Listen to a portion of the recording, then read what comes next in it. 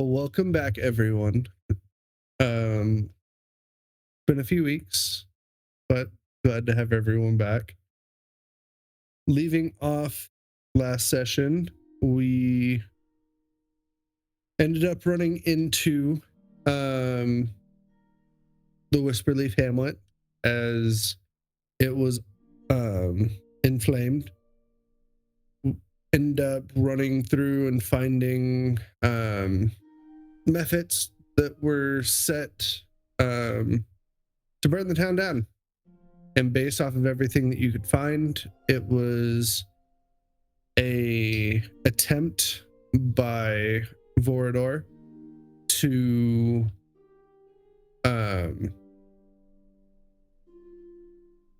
end the chances of getting Elyndor back to full health. After dealing with methods and saving town as best you can, while still smoldering from the flames around, we left off with everyone in the Songroot tree being able to find a semi-restful night of sleep. Elyndor still coughing in his room, still afflicted by whatever curse has been laid upon him.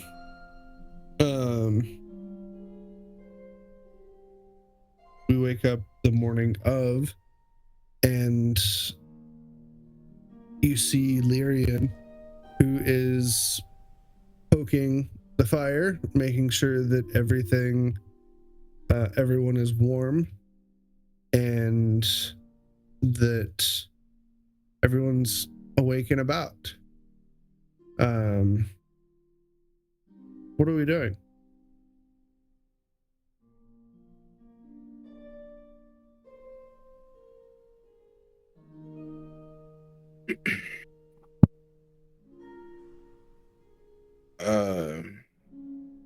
Casmarir would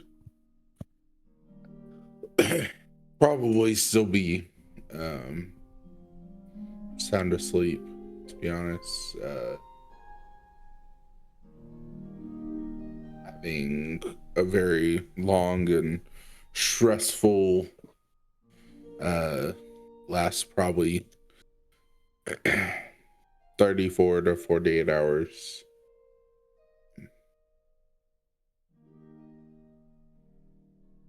He just, I guess, doesn't really want to wake up right now.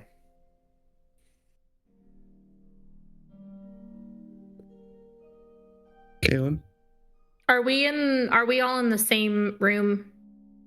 Or are we in different locations?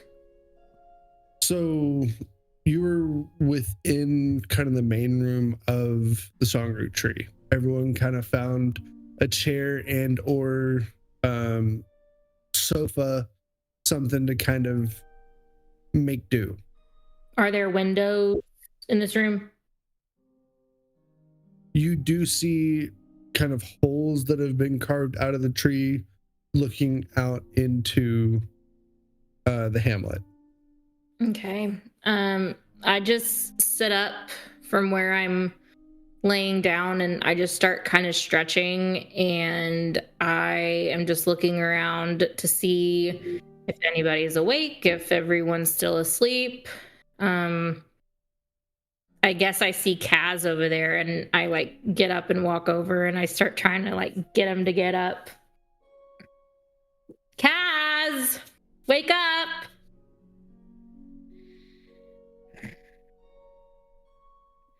And you hear him snore, growl-esque.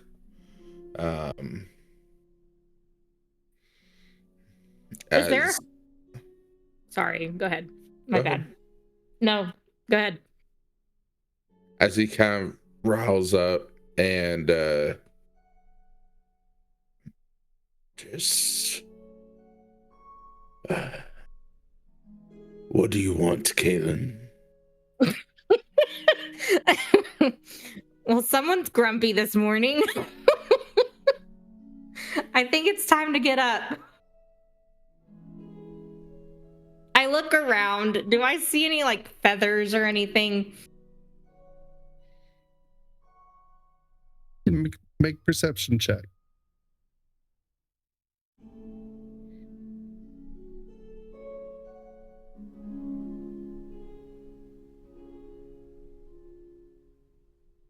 Okay, hold on. Sorry. Characters. Okay, perception.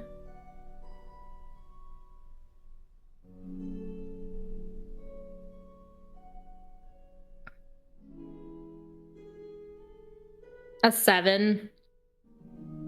7. Mm-hmm. Don't really. Not seeing any feathers per se. Do I see any pillows? You do see underneath Gederik's head as he was kind of given one of the sofas, you do see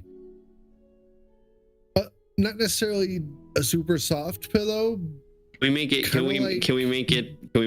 Gederik actually was sleeping outside the whole night. Oh, okay. Yeah.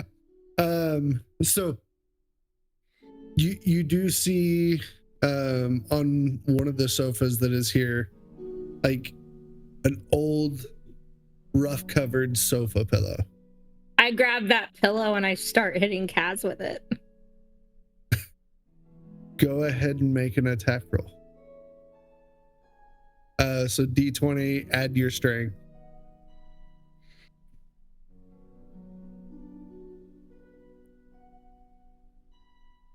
Um,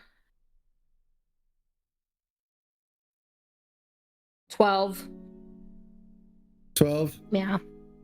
Kaz, that doesn't hit you, right? Yeah. So you've got this pillow. You go to swing down on it, and you just can't quite get a grip on it. And you end up swinging just right next to him.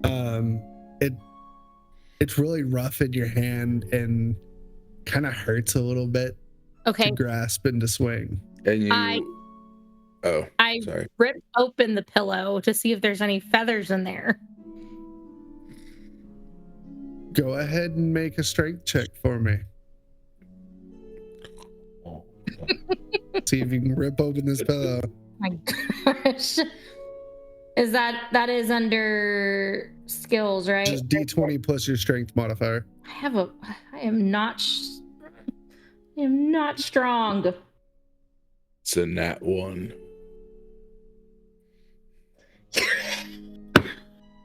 Called it. Is it? Called it. Is it? Straight called it.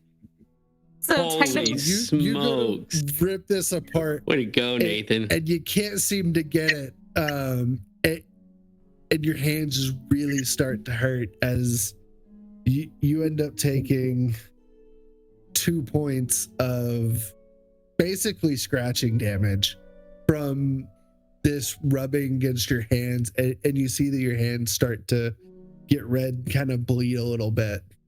as a last resort, I just take water from my little canteen or whatever I have in my bag, and I just throw it on Kaz. Fair. I've had enough. Get up! Roll to hit.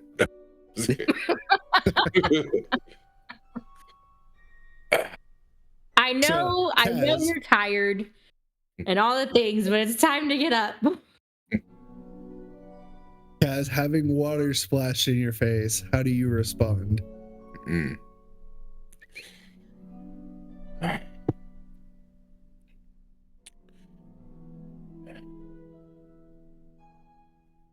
Considering how last night went, I am bound to let that go for this time. But please don't spill water on me again. I didn't spill the water. I purposefully threw it on you. There's a difference. Caelynn, dear. What? Why are you being rude to your friend? I'm not being rude. I'm helping. He's sad and depressed, and I don't need him sleeping all day because we gotta go kick his uncle's ass. He's going through a lot, dear. I mean, aren't we all? We all have trauma, okay? Yes, but his father's dead. One of his uncles is very sick, and his other uncle is the one who killed his father and made his uncle sick. I think he can have a little bit of a pass. We need to get moving. I understand, and I'm sure that he will be able to here soon. But Elyndor's awake, and I'm sure there's information and questions that you'll want to get and ask him for. So you'll give me a few minutes. I have some tea in the kettle, and we'll figure out something for some breakfast. I end up walking outside to go find Gederik. And while she's doing that, while she's walking outside, I would like, let me see if I think I can do this.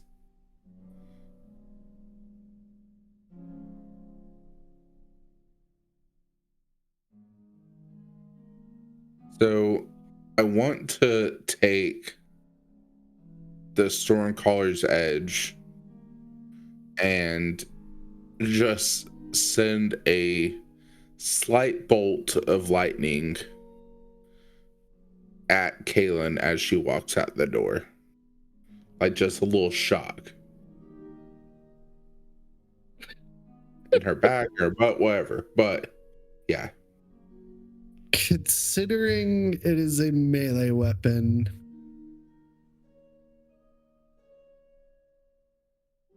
I am very close to him right now. So, what does this look like? So it's how are you using attempting to do this? So it's using the lightning slash. Yes. Which, when making a slashing attack, using that, I can imbue the blade with lightning energy. On a successful hit, the target takes an additional 1d8 lightning damage. Or so you're slashing at Caelynn. Yes. Okay. And not like, go ahead. Not really like to try and hurt her. Like, I don't know the best way to put that. Go ahead and make an attack roll with it. Okay. That is a 8. Does not 8. Yeah. That's not right. Yeah. So you go to swing just as she steps away, and the blade just barely misses her backside. Do I notice this? Oh yeah. He's fairly handy with the blade. I think you probably wouldn't. Yeah.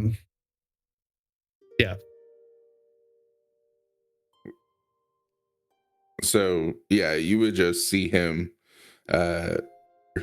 Anyone that was watching would just see him kind of flip the blade out and just kind of go in a slashing motion at her. And kind of like as you would think of a guy that just got woken up by a hangover type aspect. Like he is not really in the mindset to even be able to do this effectively, but more out of anger, just like, yeah. Yeah. and yeah, you better go and kind of start getting up.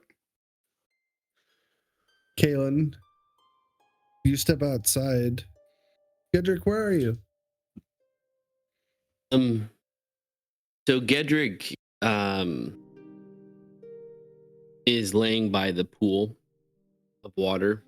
Okay. He got up at first light, did his usual morning routine of doing his mother's exercises. But the whole time he is like muttering to himself and kind of frustrated because magic for him in this realm has not felt right. Every instance that he's tried to be helpful, he's only done more harm.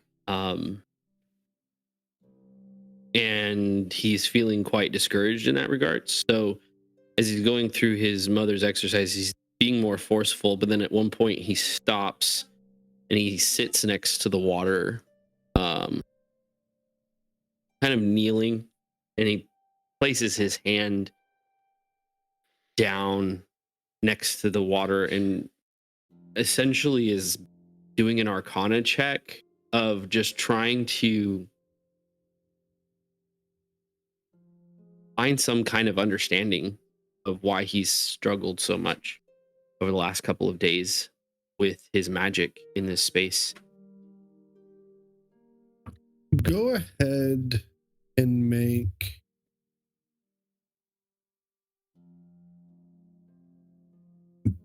either straight up intelligence or history, because this is just kind of memory in a sense. Yeah.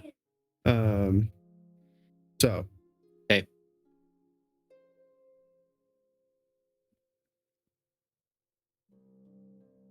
That is both either or, doesn't matter.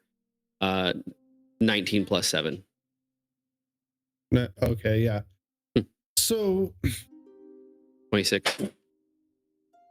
You think back over the past couple days and you start trying to figure out, is it stress? Is it worry? Is there something in your form that you've been doing wrong? And you start to kind of walk through each of those aspects in your mind. Mm-hmm.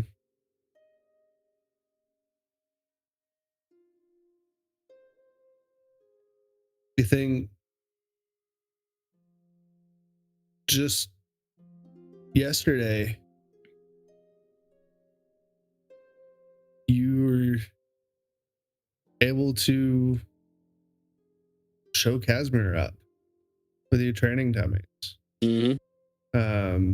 You gave Grimaldi quite the show for someone who'd never really seen someone of your size be able to be as nimble as you were. Yeah.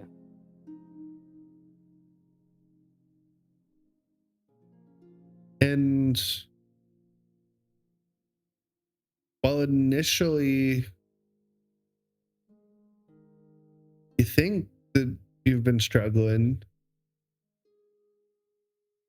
but as you look back, it's been like your fluidity, your thought patterns, the movements you go through in warm-ups and everything, they've been dead on the money. Yeah. And so you start to think, okay, what else is happening on the magic side of things?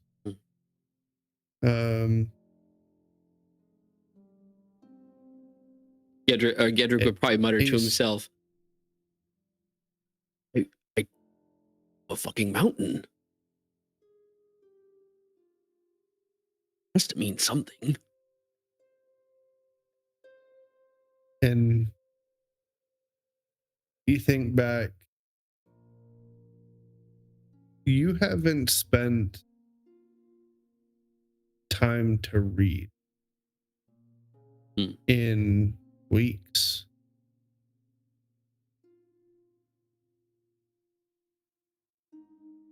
That's the only thing you can think of that has really changed, other than, of course, just the stress of adventuring. Yeah.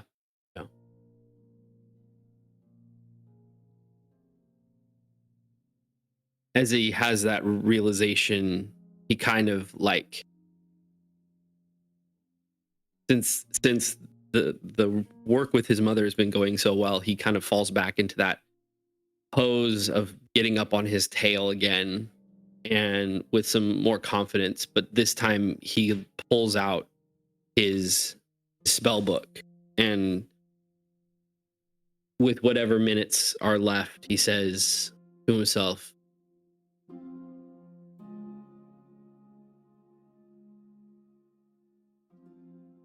if it wasn't for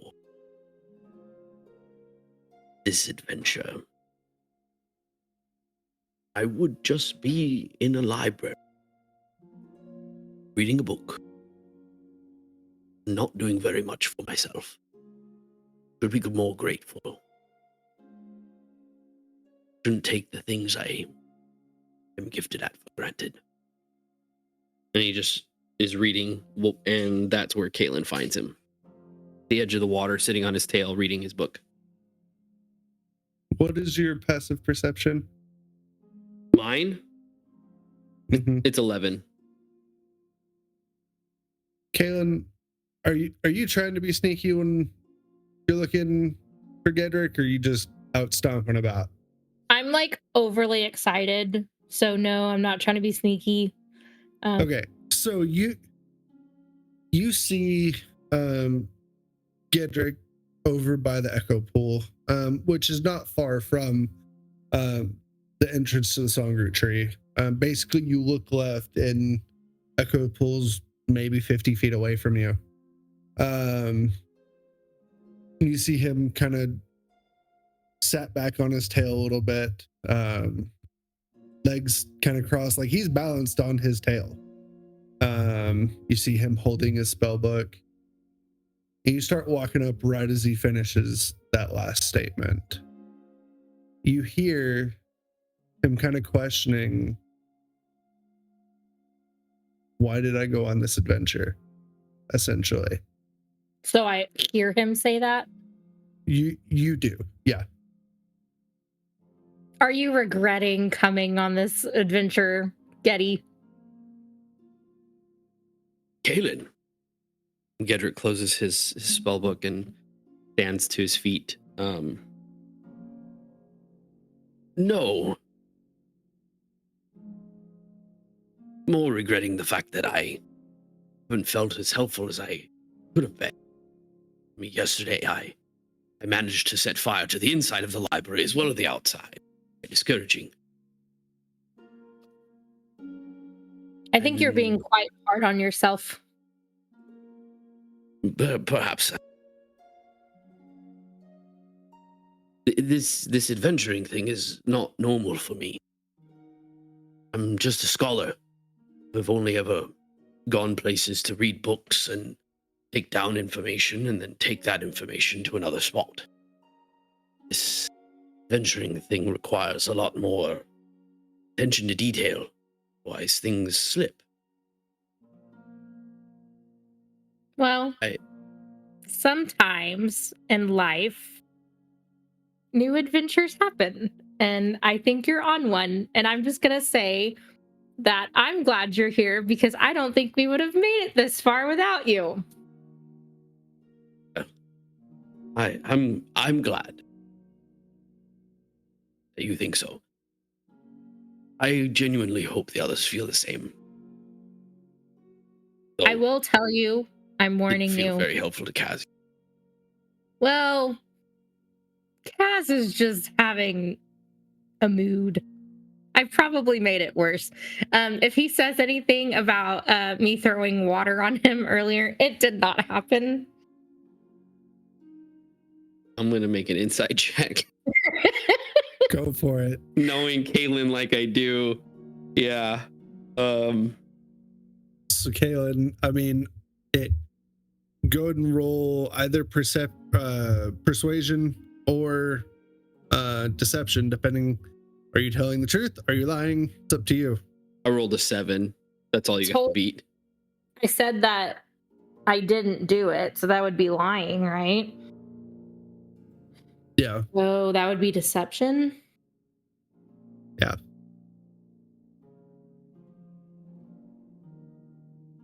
A dirty 20. Gederik is like,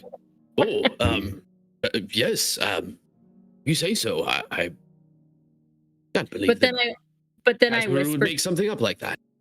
I whispered to him and I say, I actually did do it. That sounds surprisingly more believable.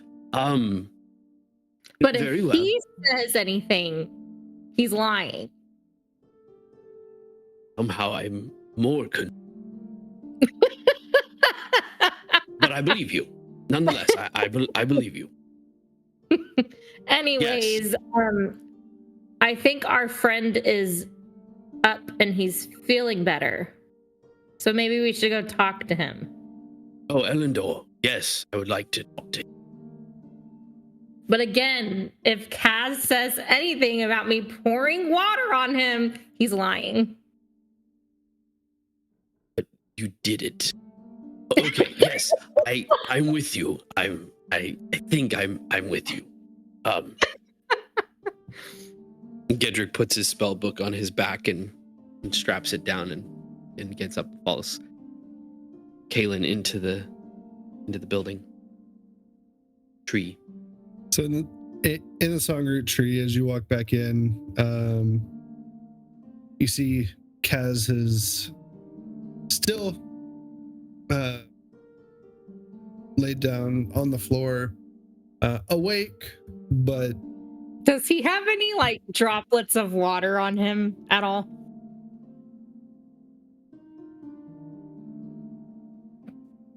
yes. You can kind of see that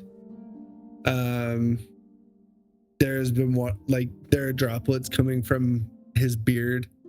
You do see like on the shoulder and arm of his cloak, it's a little wet. What happened? Did you forget how to drink water again?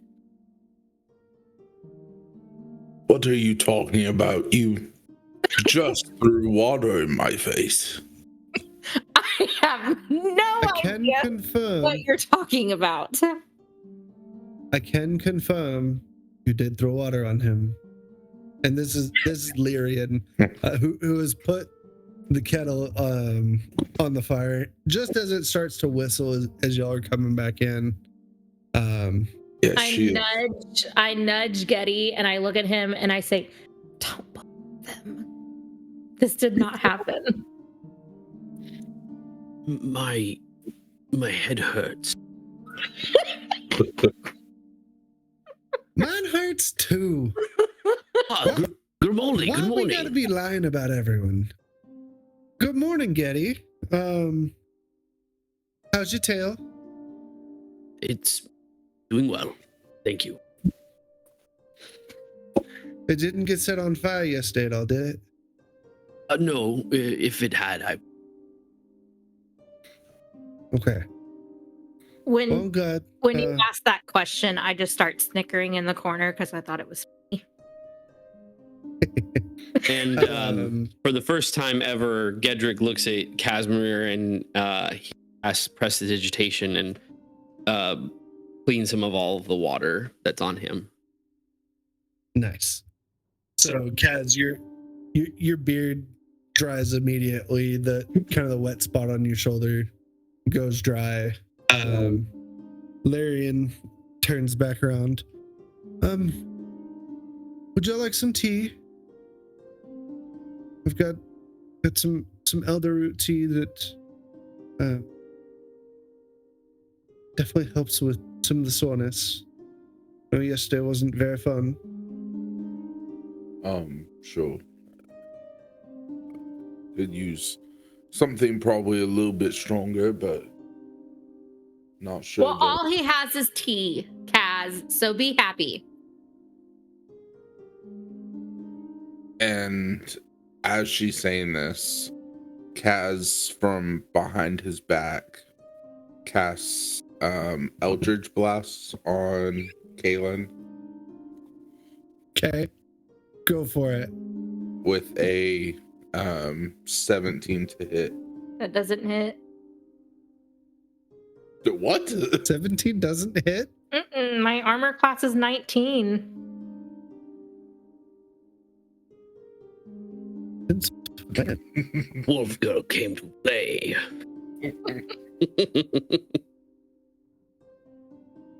It says right there in the corner, armor class 19. It does. I see him attack me, right? Of course. Yeah, you see Trying to hide it. him let loose this little magical bolt towards you as you kind of sidestep it, and it hits the wall, leaves a little bit of a magical singe on the inside of the tree. What is wrong with you?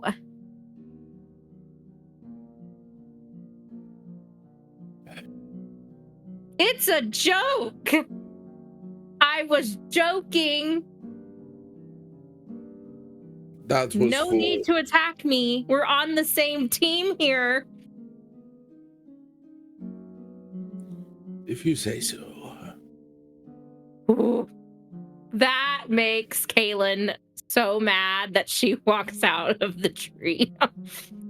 Like she's pissed. As Caelynn walks out, you hear Casmarir yell out to her, "Yeah, and why don't you go make me some beer or something a little bit stronger?" She grabs her dagger out of her pocket, turns around, and throws it at him. Okay. Ooh. Go ahead and make an attack roll with your dagger. An 8. Yeah. An 8. Yeah. You let loose, and it goes wide, kind of to the right of him. It ends up sticking in a picture of Elyndor and his brother, Lorcan. Nice aim. Did she strike Lorcan or Elyndor? It kind of above, so like they were standing side by side, and the dagger is now above them in the picture. Well, Gederik walks over to the painting, grabs the dagger off the wall, and proceeds to bring it over to Caelynn and just says, "Well, on that note, Lyrian, yes, we will have some tea, but could we have some tea with Elyndor?"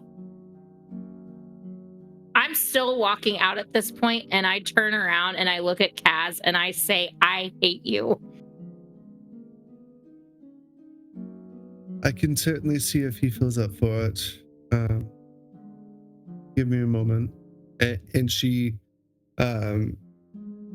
makes her way upstairs for a moment. Gederik goes and Caleb, sits on the sofa that's there and just kind of sticks his head in his hand, pulls his book back out, and starts reading. And Grimaldi slides in next to you. What you reading there? Oh my gosh. Hey, Grimaldi. This isn't on reading list of things that I could teach you about. This is a little bit more advanced than what I've been teaching you lately. But these are my magic spells. Everything that I've learned over the course of the Cobalt Soul. And he points to some. That's cool. He points to some of the, markings and the glyphs on there, and I can absolutely tell that Grimaldi's kind of already like ADHD, looking off in other directions, and 100%. and 100%. He's looking at the pictures on the wall.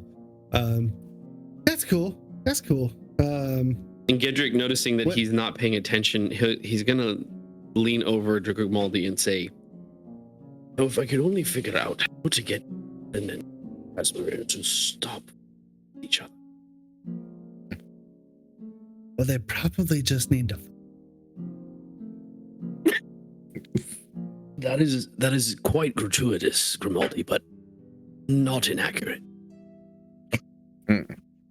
You see it too, don't you? Oddly, I do. Like they're fighting it. Yeah. But they're fighting it.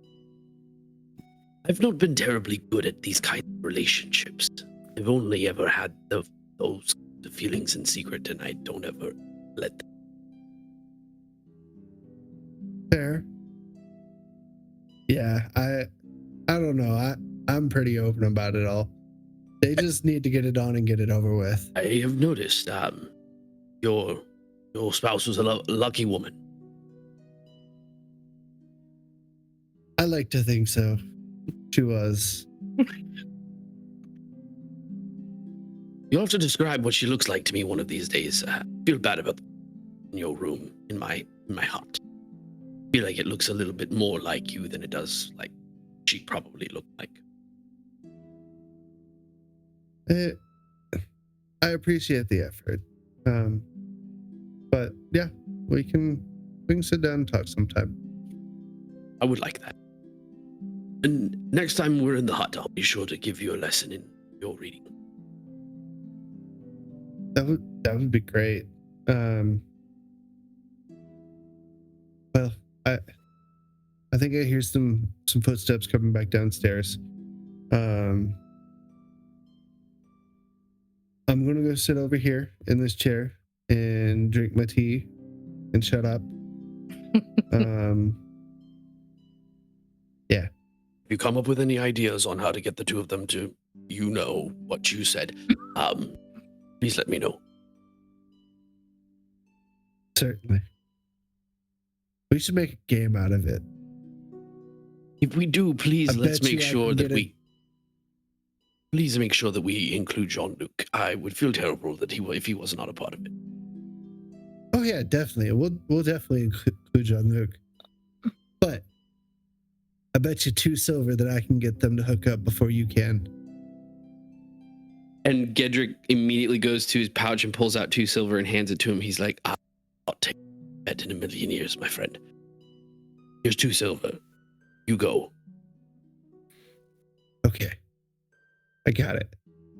And he's gonna go head off, sit in the corner, and drink the elderroot tea that Lyrian had made for everybody. And plot his revenge.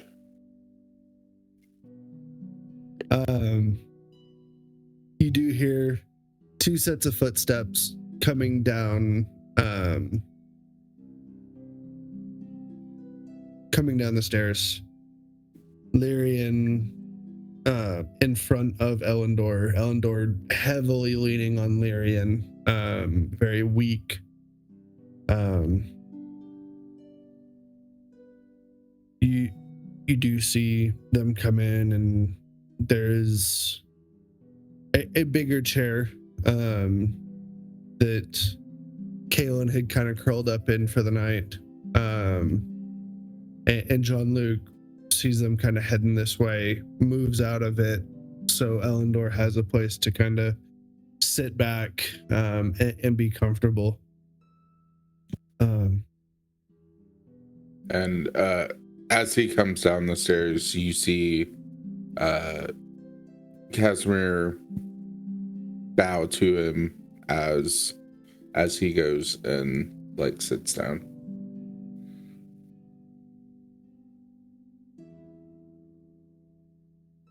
Zephyros,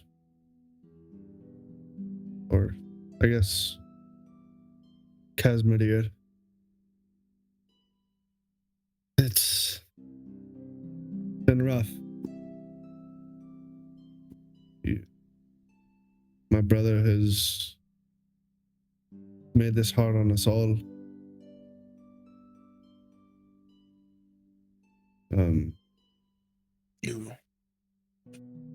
You told me what I can do, and I will do it, Uncle.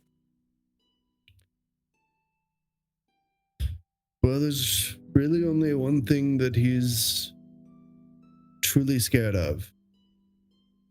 And that's the Emberheart. It's what our realm was originally created with. It was separated into 3 pieces. He has one. Your father has one. And I have one as well. Mine I have stored away in the echo pool, and I think that's why your uncle was trying to drain it. Well, I'm sure he knows that if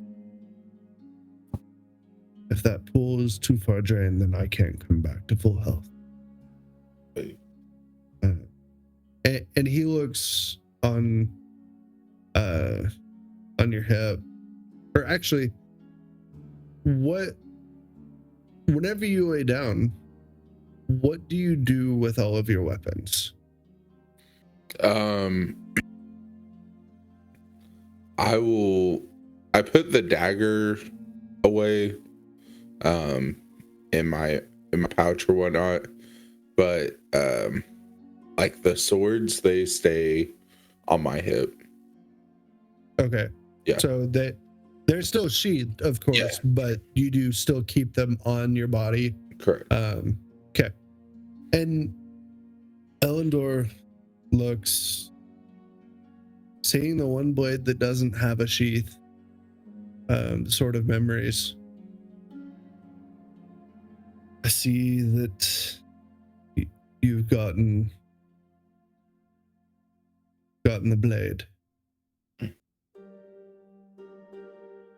I do. I'm not really sure what to do with it, or what exactly it needs to happen here. I know there's only one chance for it, but Agreed.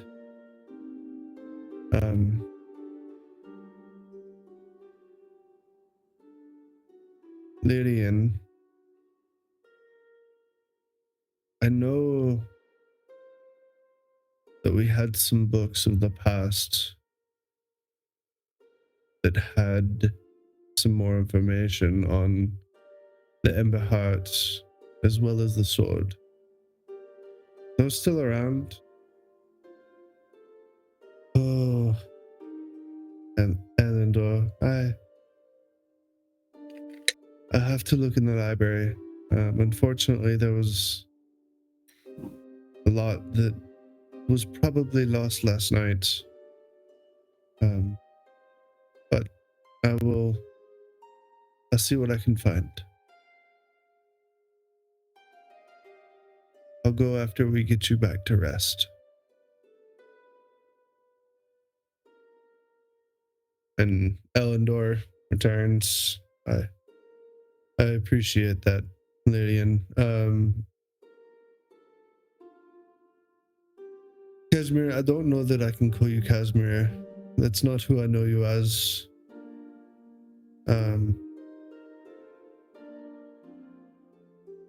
Zephyros. We will see what we can do to help give you the information to help either restore me or whatever is needed.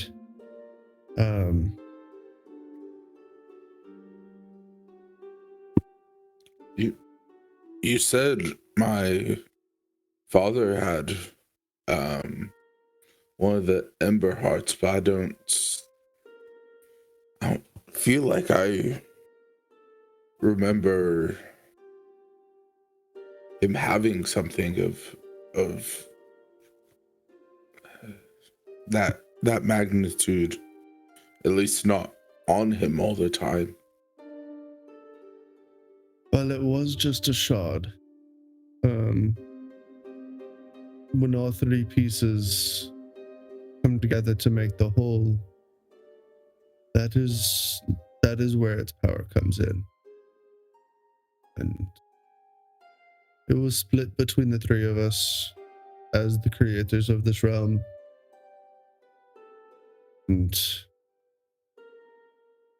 I fear that your uncle has two of them.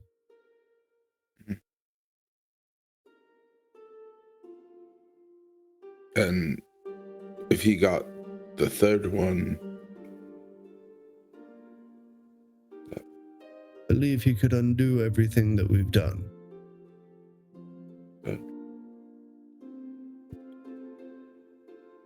Or this other mage that he runs with could use it for something outside of our realm.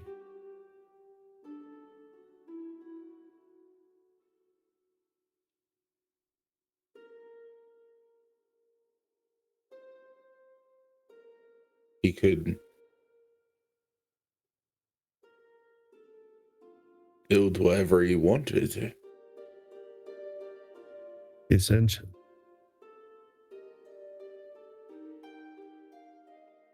And if he had a dragon on his side, That's a scary thought. fortunately, he's even know how long we've been here, but he might already have that.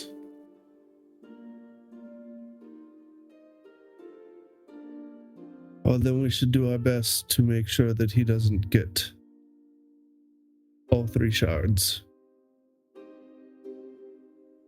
I do think,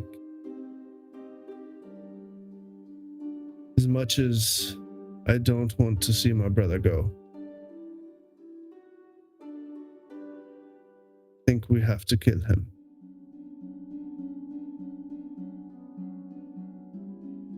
I can do that. Me and him have some unfinished business anyways.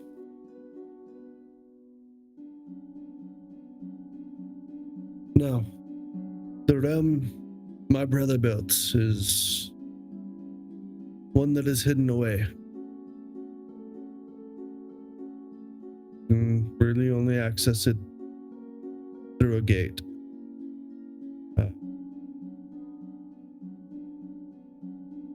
think I have the strength to get you there.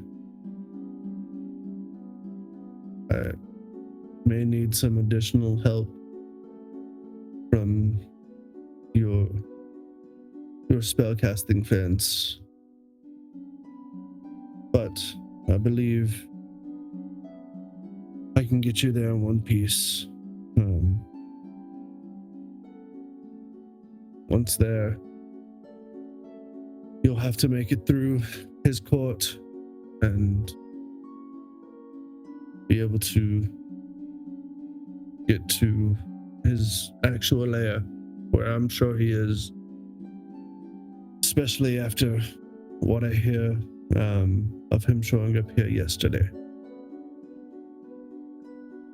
I've been there a few times, but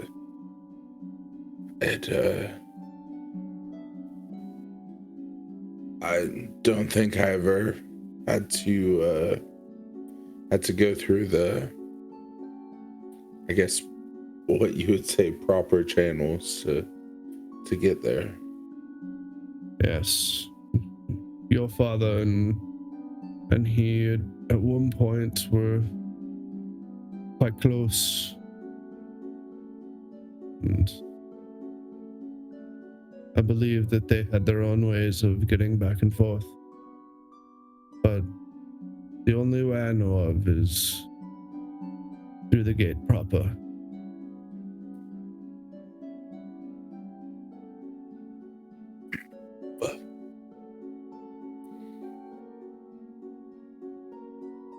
I think that There's a few things that you may come across.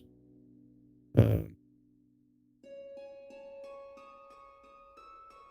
a few things that you need to know about his domain. Don't trust the light. You may see a path that is more lit than others, or multiple paths that are more lit. Don't trust those. In his realm, dark is good.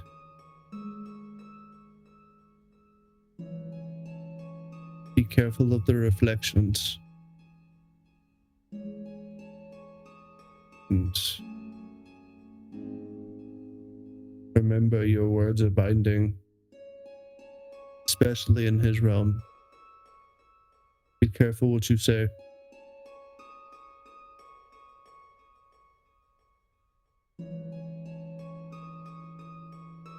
You may also run into his courts. They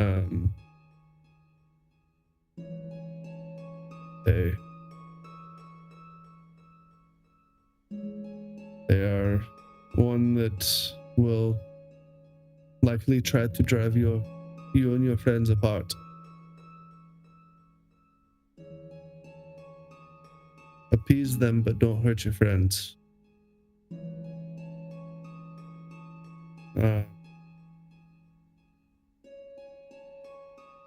You also have to go through the gate of unsaid names. I don't know what all is there. I don't know how exactly to get through.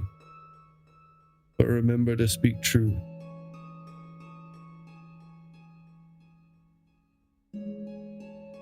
And then lastly, you'll probably have to face his stag. Is a creature that is corrupt, that is not going to be easy to deal with. But to get to him, you must get through the stag.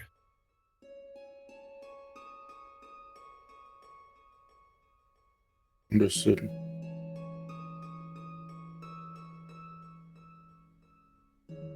And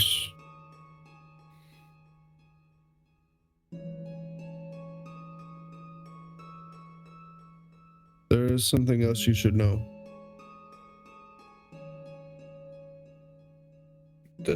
I know he turned your father to stone. And he is there in his realm. If you can get the shards together, you might be able to restore your father.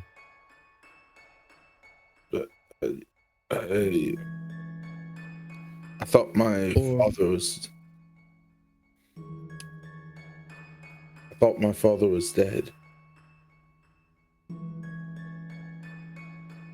He is an archfey. Really hard to die.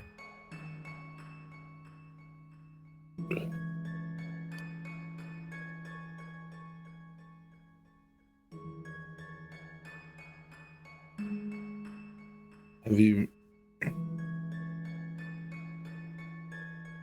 I do also know that this body you're in now is not your true body, and that you have not been able to be restored to your former self. You may have to choose. Do you want to restore you? Or do you want to restore him?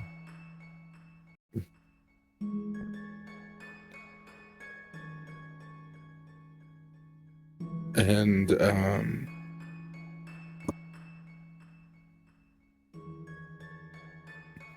you'd see Casmarir's dark face kind of turn this palish,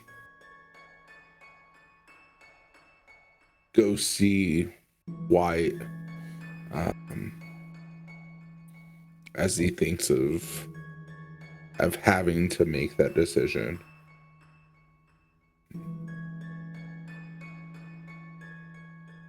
I know it's a scary thought.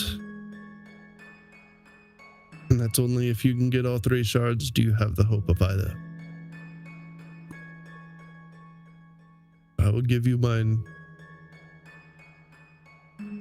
You'll have to fight for the rest.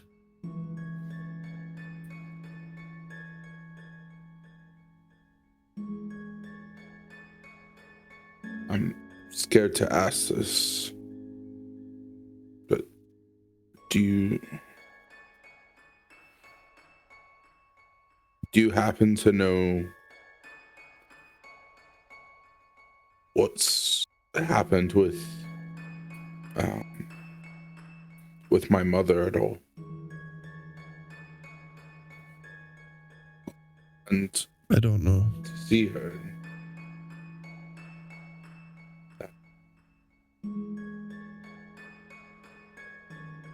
Last I knew, she was with him.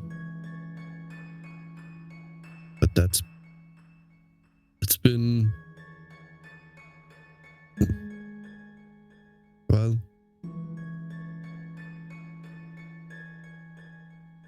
since he's been gone.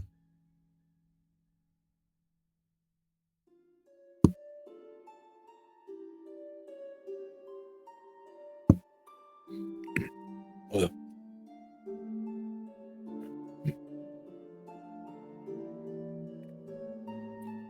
I guess we have a lot of work to do. As Gederik is sitting there listening, he interjects just slightly and just says, yes, it sounds like we have our hands full. Is there anything you can tell us about this staff we might have?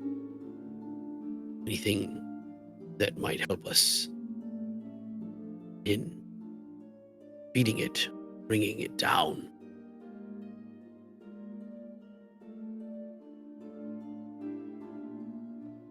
If you can keep it out of the darkness, that will help. It can move faster in the dark.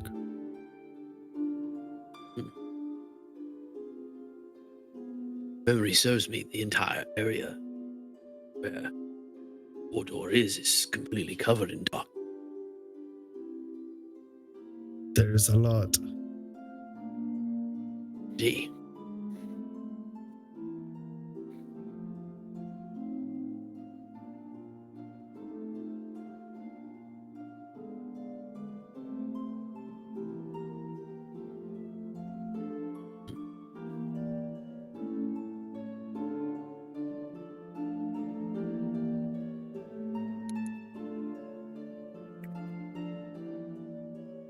And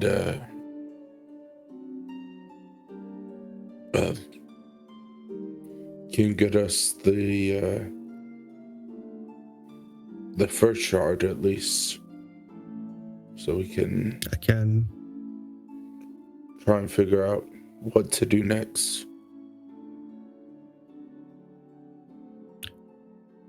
I will need your help getting out to the pool. I don't have the strength to go myself. So, and And he looks over towards the door, where you see a ebony white staff that is curled amongst itself,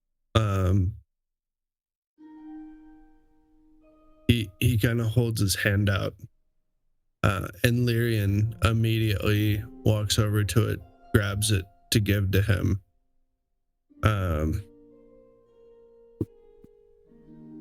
And you see him try to stand up on his own, and he doesn't have the strength.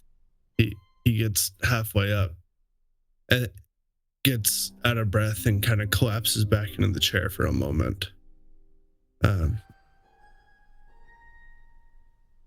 Yeah, I think I'll need some help. And Casmarir stands up.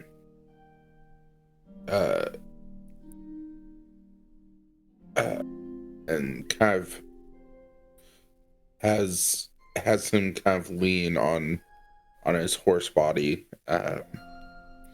as he walks alongside him. Okay. Go ahead and make me a dexterity check for me.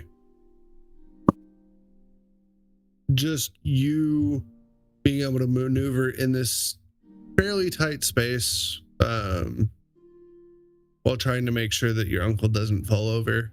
Yeah. And that you support him well. Yeah, it is it's a 19. 19. Yeah. You get through. You struggle a little bit when you get to the door. You kind of have to shimmy through straight forward and kind of let him hold on to your rump for a moment while you kind of get out the door. And then you are able to kind of turn back sideways for him to follow you through, but you do successfully get over to the pool, where we find Caelynn again. Caelynn, what have you been doing this time that you've been outside? I'm not anywhere near here. Like, I'm walking like around the little village, but kind of towards like the tree line of the forest. And I'm just talking to myself. I am angry, and I am like just saying all these horrible things out loud about Casmarir and how annoying he is, and how, Okay. and how much I hate him. Okay.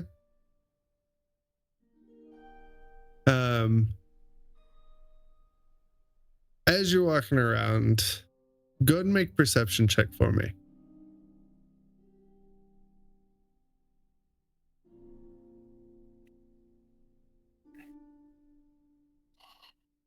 D&D Beyond is annoying. Okay. Perception, you said? Yes. 16. 16. Mm-hmm. You're looking around. For the most part, you've kind of been looking down at the ground, kicking at rocks while you've been walking around. You kind of look up for a minute. You look left, look right, kind of look up in the trees a little bit. You see a bird that looks familiar. Very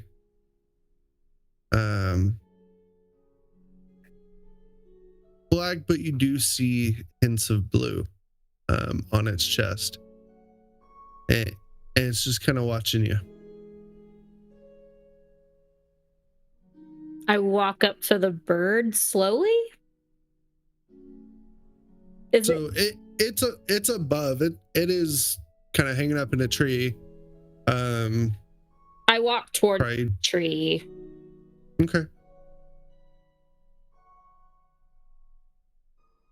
It looks at you, gives you a little caw. Like it knows that you know it's there. You get a little bit of closer look, and you realize this is Palmer.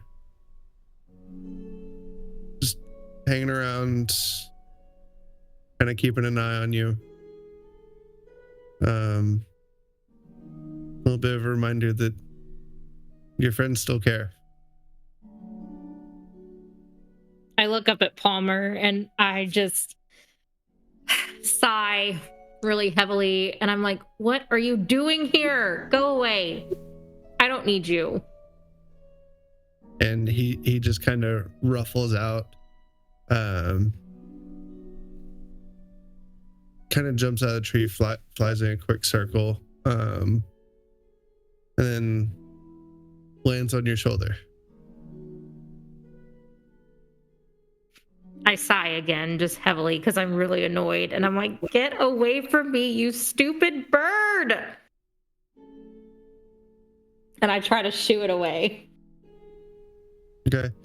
Yeah, he takes back off of your shoulder, goes up to another nearby tree, just kind of sits there, keeping an eye on you. I keep walking kind of like in the woods a little bit deeper, and I'm again just talking to myself, and I'm like,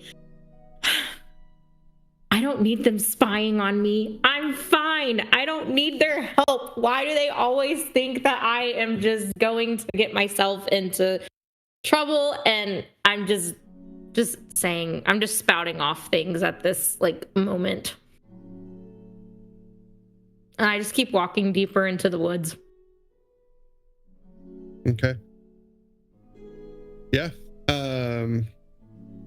Back at the pool, Gederik, did you follow out with Casmarir and Elyndor? Yeah, I did. Yep. Okay. So,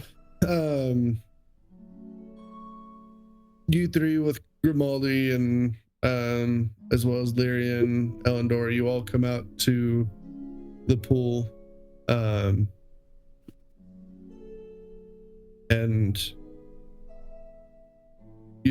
you're there keeping Elyndor stable, while he starts to speak in a very heavy elven accent as he speaks a spell out over the pool, kind of waving his staff in circles out in front of him. You start to see the pool start to shift around and turn into a little bit of a whirlpool.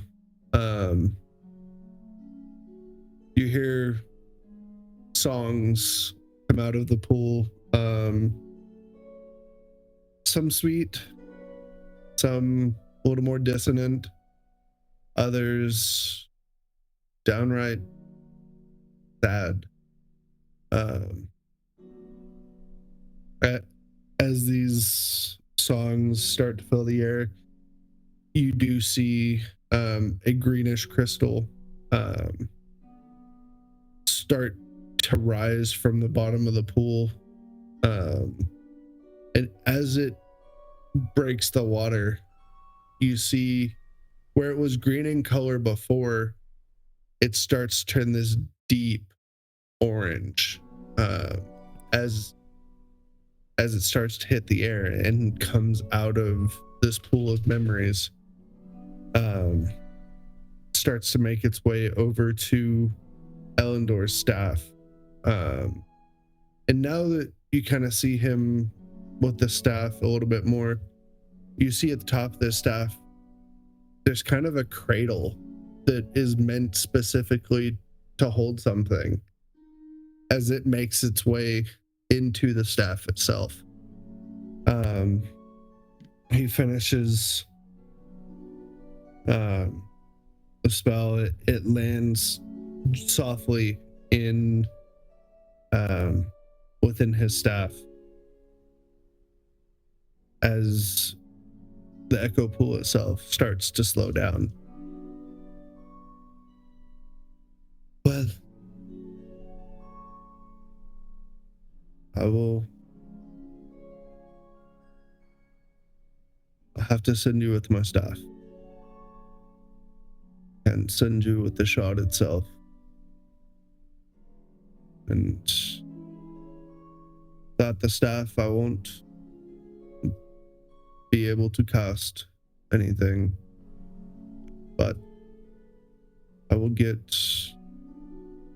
a teleportation spell started, and we'll be able to get you there. Like I said, I will likely need help from your spellcasting friends and Lydian to complete everything, but we'll get you where you need to go. They can definitely help, I'm sure. They're all pretty good.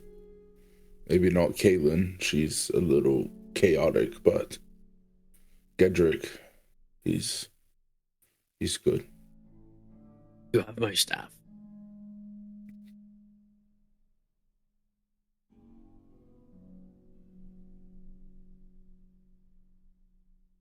Shame. It's right there. Had to. Yeah, I Had know. to. I Had get to. it. My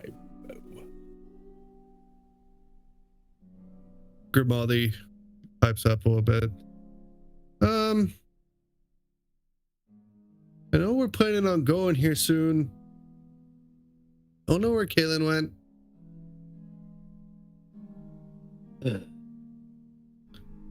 Knowing her, she's probably outside of the city. Well, how do we intend on getting her back? We don't. She has a Inevitably, we tendency wind. Truthfully, Grimaldi, we inevitably catch up with her, and we find ourselves in some sort of fun predicament. But it sounds like we're going from here to somewhere that she can't get to. Agreed. Agreed. And we're not going anywhere else. Well, let's go see if we can find her.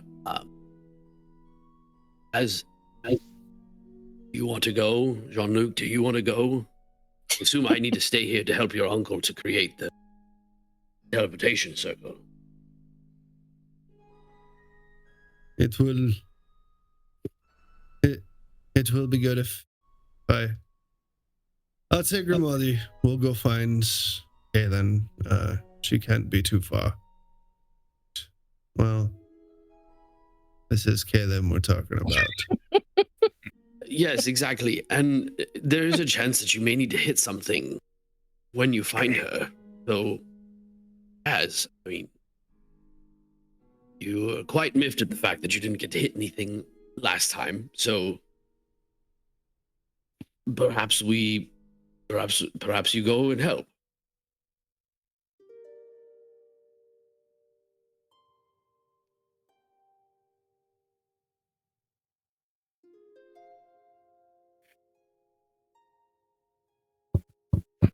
and he looks around for a moment and says, as much as I doubt that I'll get to hit anything, and as much as I would much rather stay around here, I suppose I could go and keep her out of more trouble. Lord knows that's all I'm good for. Here lately, I think you're good for more than just keeping her out of trouble, Kaz. yeah. I do think there's some built up tension between you two that I think y'all should get fixed, but Maybe you should tell her that. And Gederik looks at Grimaldi and gives him a thumbs up. Hey,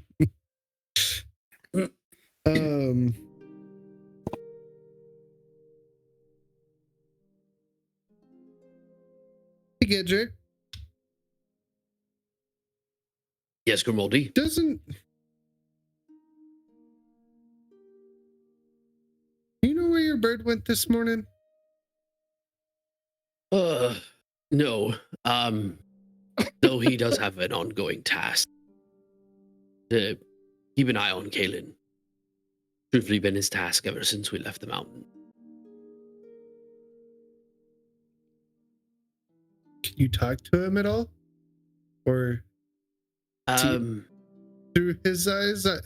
I don't know how that works. I know I've heard stories. No, you're right, I can't. In special circumstances. And so Gederik will sit down and do his usual communal thing, and without realizing it, those around him do see that his power is kind of increased, and instead of his eyes going like pale white when he looks through, you actually see a tint of blue come across his eyes. It's almost like Palmer's eyes are his eyes. And he looks to see if he sees Caelynn. Yeah, go ahead and make persuasion check. Or not persuasion, perception. That's creepy. Yeah. Technically, it would be with his stats, but I don't think we have actual stats for him. So I just have him as a construct paper bird kind of thing. So he's got keen sight. So he's got advantage on perception checks, essentially. Sounds good to me. Thank goodness. That's 2 8s in a row, folks. I don't think that he sees anything.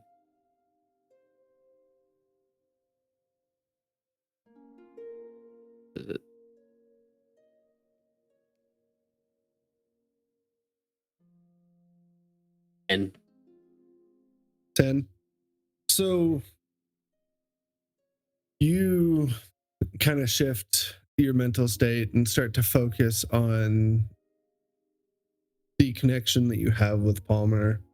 The world around you directly starts to blur, and you start to see bits of trees, but it's kind of a weird transposition. Like the trees are over what you're looking at, because you're just not quite able to see, but you also you do see a humanoid figure walking around. But it's kind of like this double image imposed over each other, and it's kind of hard to tell what's going on. Yeah. Gederik kind of blinks his eyes as they go back to his normal blue eye, and he looks at Kaz and Jean-Luc and says, "Well, as far as I can tell, she's on the edge of the village. At least I think she is." Well, we should be able to get to her. Elyndor, how long do you think it'll take to set up? Oh, probably take an hour, given current circumstances. Once I get started, I won't be able to stop, but I think you have time. The hamlet's not that big. So. All right, well, I guess let's all go find Caelynn. I feel like this is a recurring thing for our adventures. This has happened a few times before. Who all is going? Well, since it's going to take an hour for him to get stuff set up, I'm assuming he doesn't need me to help with anything until closer to being ready. Unless he needed help writing the runes. So I'm happy to go. Gederik is happy to go. Okay. If it's needed. So. Yeah, Lyrian speaks up. I can help Elyndor get the spell prepared. We'll need some help at the end with the actual casting, but go find your friends. And get back here as quick as we can. Very well. Let's go, Casmarir. Let's go find Caelynn. And we're going to take a quick break there. I need to get some water. So.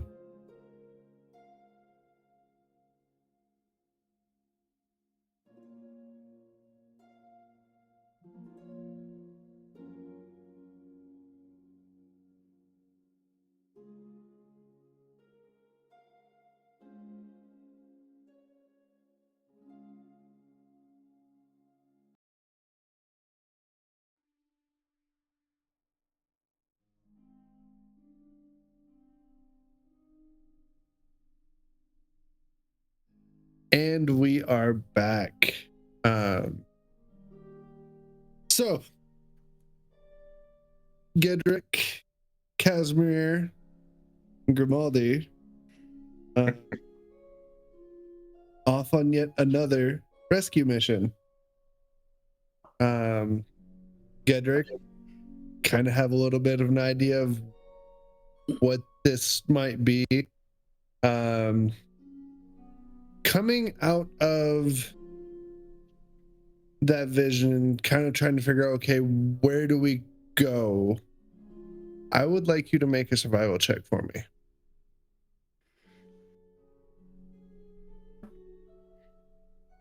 I assume just Gederik. Yeah.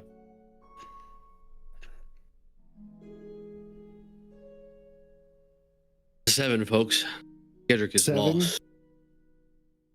Yes. Oh, we're good and lost now.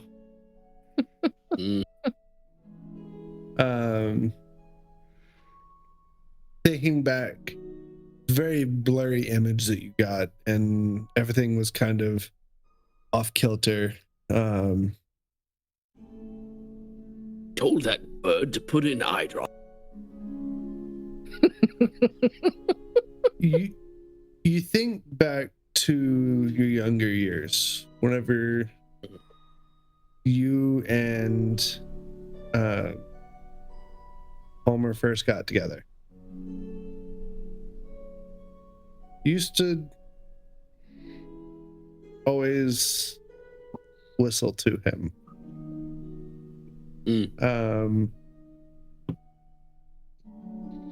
Now the mechanics of that, with you being a dragonborn and whistling, don't quite know how that works, but nonetheless. Well, I actually have an idea of that, actually. Being that he's a metallic dragonborn, his whistle sounds a lot like, and this is dating me, and I don't even know if the three of you actually have seen these episodes. Data, when he first learns to whistle. Mm-hmm. Okay. It is literally the actor David Spiner said that what he decided he was going to do is he was going to hum and whistle. So it should sound something like this when he whistles. Is this Futurama? Star Trek. No, Star Trek. Oh. I'm not a Trekkie, but I get the rest. Now I really feel old. Thank you, Abby, so much. Sorry. But I know who you're talking about now. Was that okay? Hold on. Was that first generation, or was that, or not first generation? Next generation. That was Next Generation. Okay. Yes, it was in an episode when Data had first received his emotions chip from his father.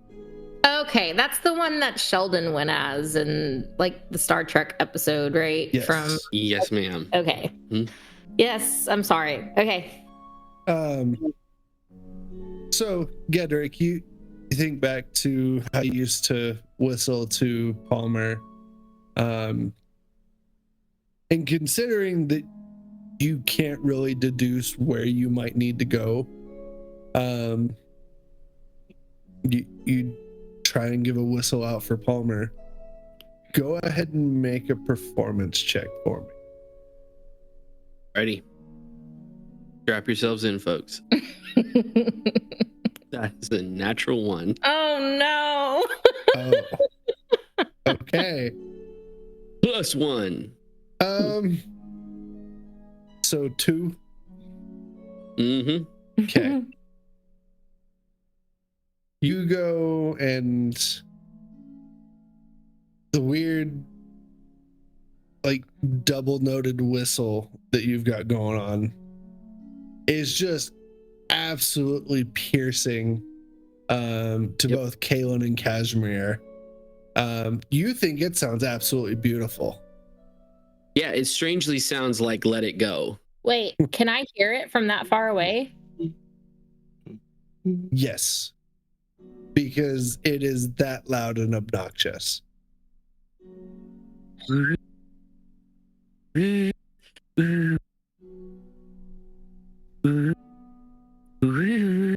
you go.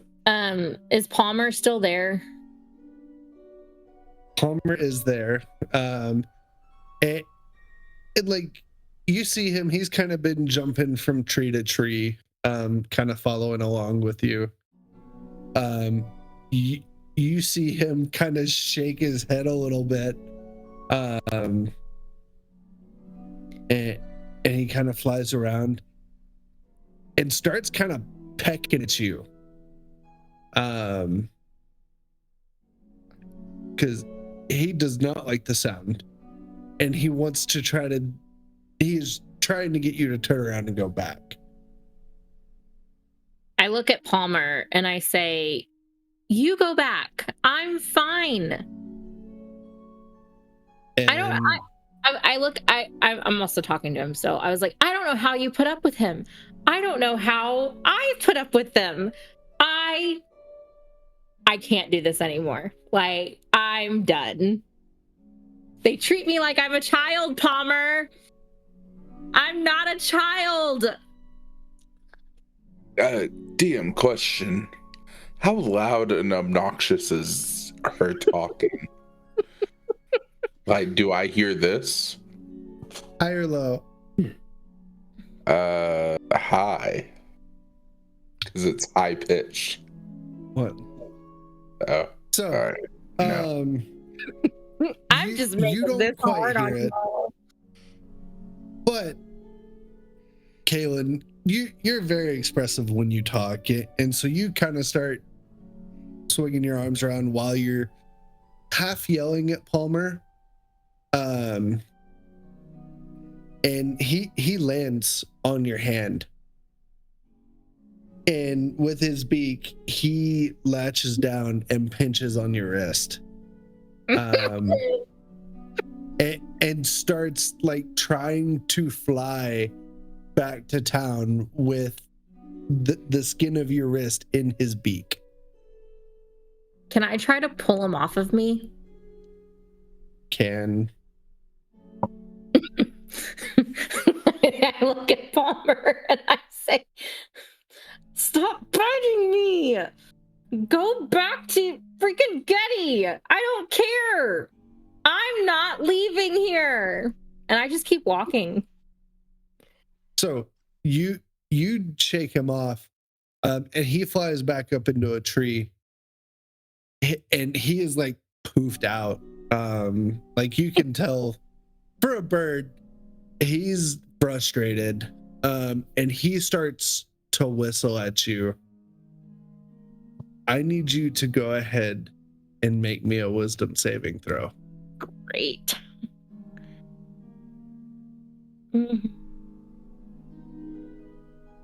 Wisdom save? Yes. An 11. An 11. Mm-hmm. You are going to take where is it? 2 seconds. Apologies. Should have had this up.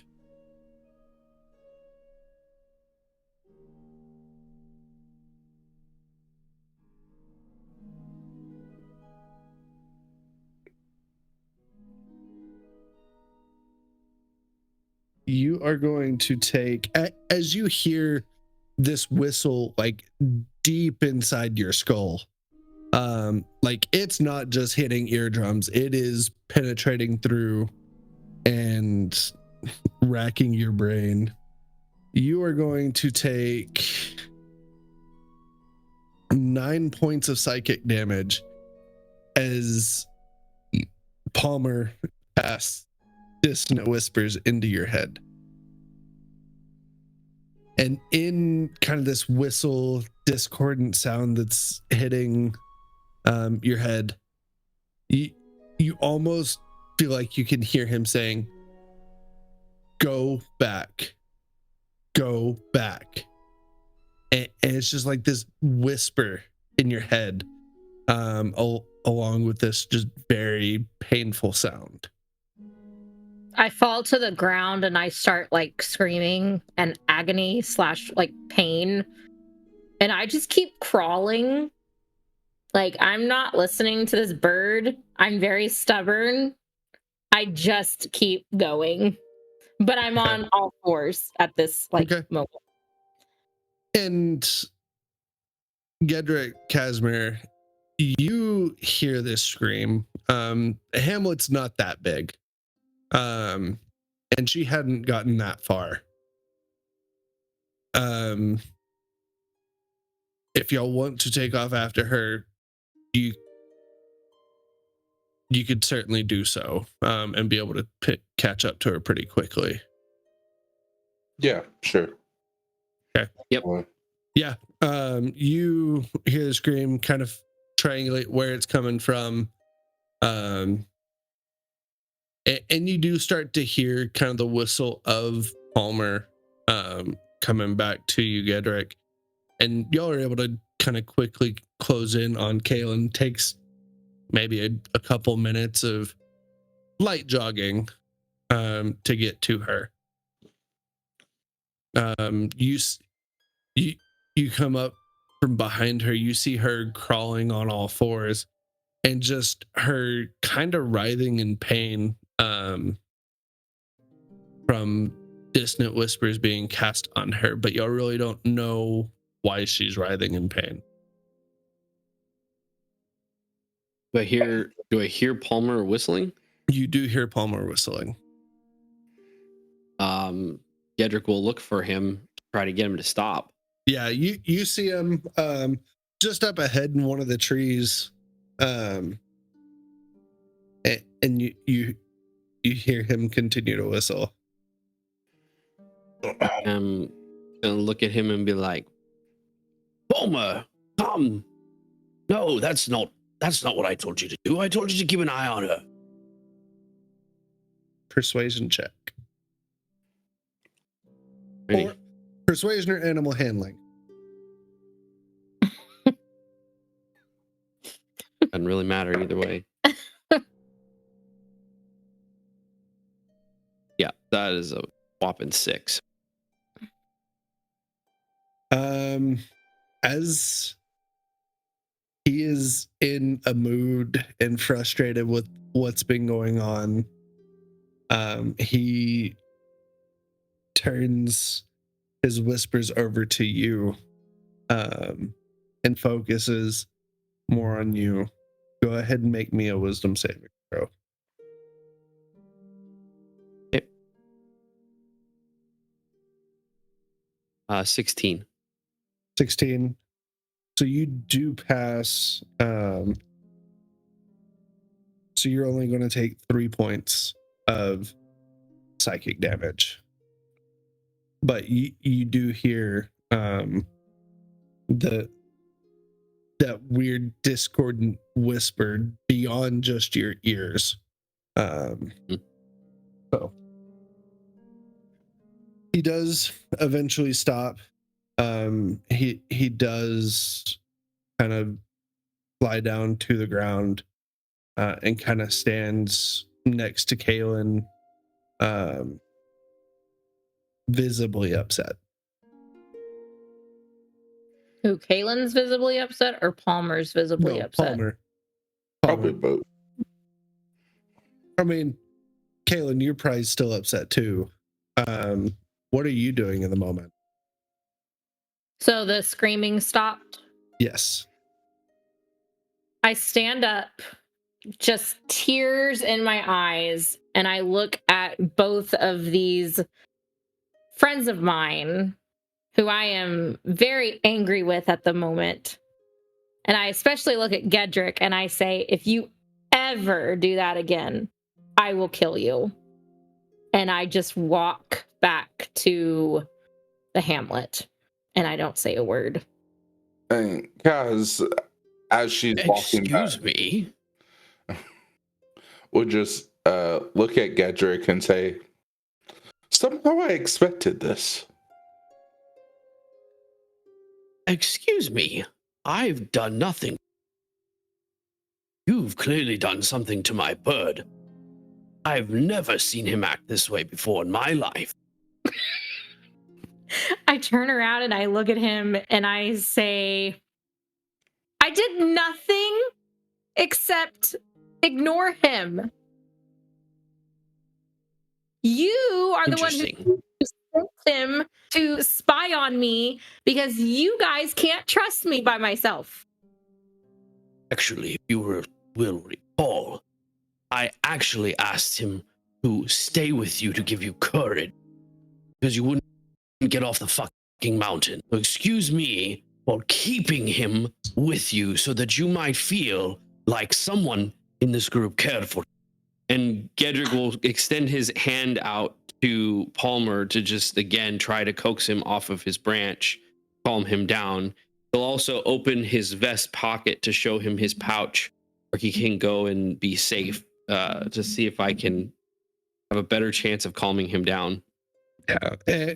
Go ahead and make another animal handling or persuasion, this time with advantage. He sees his safe space. Thank God with advantage.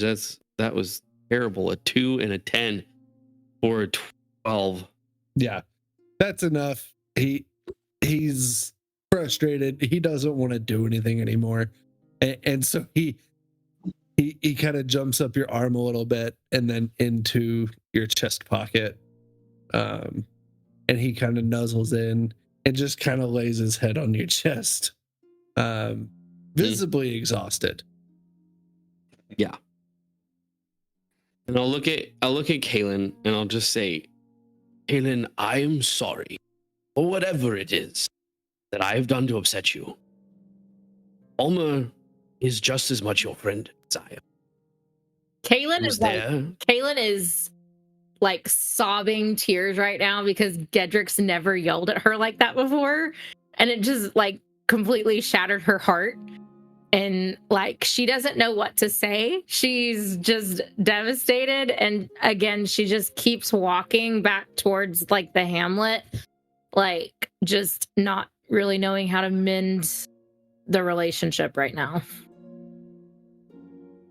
As she's walking, Gederik will follow and only slightly raise his voice again. Say, Caelynn, stop. And hopefully she stops. Even if her back's to me. Caelynn? I do. And I slowly turn around and I say, stop yelling at me. Gederik will walk straight up to her. And in the course of their relationship, Gederik has never willingly showed affection to most anybody in the group, let alone his own kind. And Gederik will reach out and hug her. Even if she doesn't hug him back, he'll reach out and hug her. She does. And while she is in this embrace, Gederik will say very softly in her ear, my dear Caelynn, no one in this group expects you to be perfect. Gosh. And nobody including myself, expects you to be anything but yourself.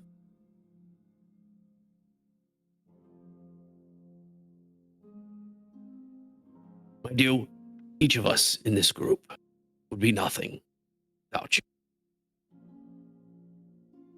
This morning, when I truly doubted myself and my ability to continue on, you encouraged me. When Casmarir was at his lowest, you tried to make him laugh, which is quite a hard feat to do. I've rarely seen him laugh.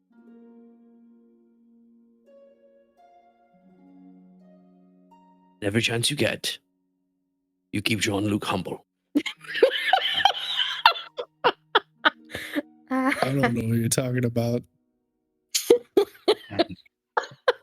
You didn't hear that. I'm whispering this to her in her ear Okay, I'm sorry. as we're hugging.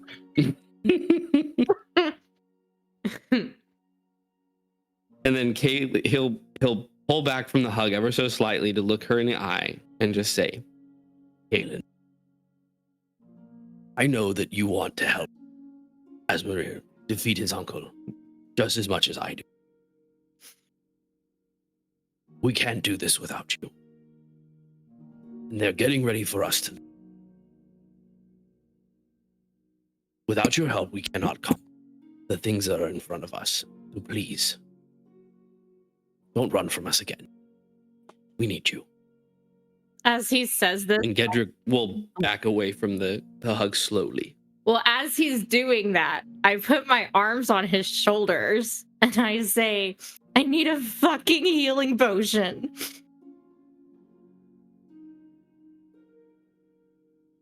Or something. Funnily enough, I have one. And Gederik reaches into his pouch and he pulls out a potion of healing, which I do have, and I will give it to her. Regular or minor? Yeah, it was a regular. Okay. So yeah, go ahead and roll the healing for us. So 2d4 plus 2. And with that, go ahead and take inspiration, good sir. I appreciate it. I already had it, so Oh, and used it from the very first. fair. But I'll take it.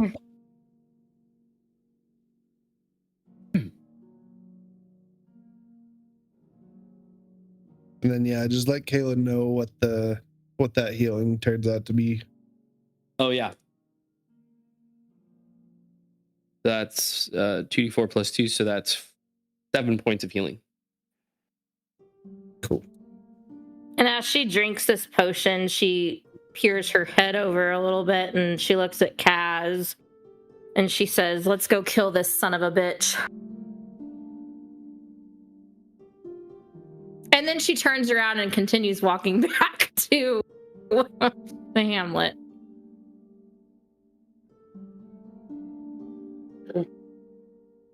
I didn't expect this. Grimaldi kind of expect- falling back. You expected this? Right abouts. Sounds about right. Okay. Grimaldi kind of falling back to both you, Casmarir and Gederik. He kind of nudges between the two of you. Yeah. Is it her time of the month? She seems extra bitchy today. Gederik immediately goes and Try not to say it Gushes loud her. enough. pushes him so fast. Gederik puts his clawed finger down at that little gnome's face so fast as man. The presence of a lady, we do not talk about such things. I didn't say it out loud. Well, it was out loud, did. but not out loud. I understand, but loud enough. And please. There'll be hell to pay if she hurt you. So please. Fair. Lord. All right. I'll shut up. I'll stay back here. I guess we're heading back now. Yeah. Yes. In fact, you want to expand your lesson skill, you might talk with Jean-Luc about the finer points of communication. Man's quite good at talking his way out of a situation, and sometimes talking himself into a situation. So I feel like he could teach you a lot. Fair enough. I'll ask him. Hey, Jean-Luc, are you a silver-tongued bastard? And Jean-Luc just kind of chuckles, and just follows along to have that conversation later. You do make your way back into the hamlet, back to the songroot tree. You do see Lyrian and Elyndor. While Elyndor is struggling to stay upright, you see him scrolling runes in the dirt. You see that he's kind of drawn a bit of a circle, and these runes are within this area. Lyrian kind of picks up her head and sees you coming back. Well, we're almost done. We have a little bit more to go.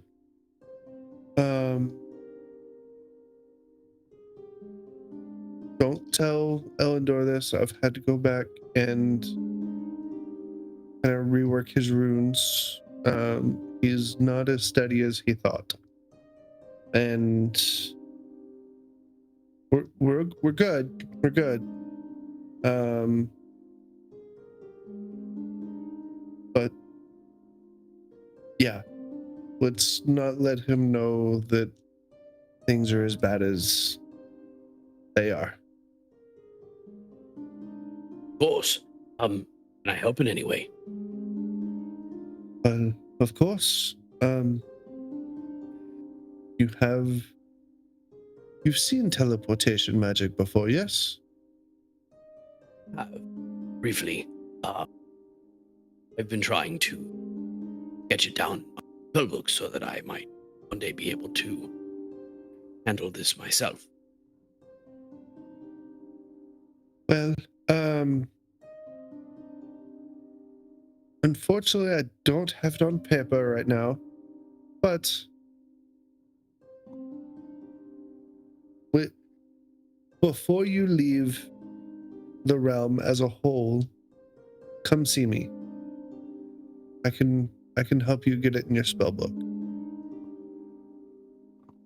Thank you very much, Lillian. That's very kind of you. I don't know that you'll be able to help draw the runes, but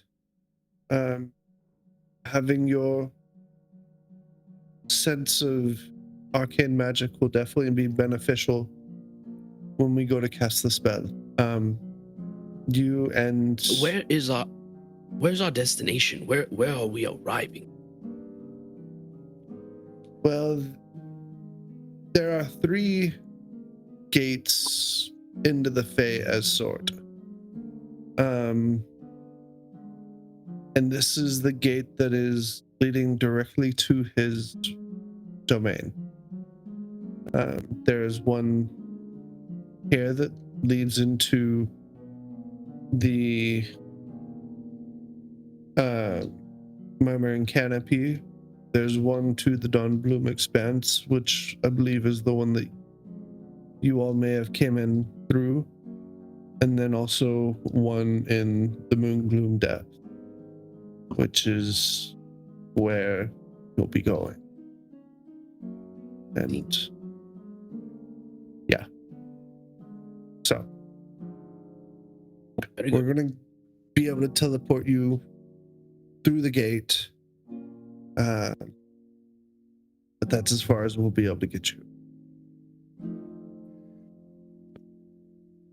And then what? Any way that I can help? Then you should me have been finish. around to listen. That doesn't mean you can't fill me in right now. I deserve to know what we're getting ourselves into, even though I ran away. Which I will never do again. Well, Caelynn, do you see that staff Yeah. Elyndor currently has? There's a shard in there, and he has one. Vorador, two. We need all three in order to effectively both help Elyndor and help Caelynn at the same time. Possibly to save himself, or even perhaps save his father. And then When you say his father, Caelynn is a taken back for a minute. I thought his dad was dead. So did I, but as well. But apparently, Vorador turned him to stone. Stone? Like a statue? Yes. Yes, it would seem so. Yes, your dad is a statue?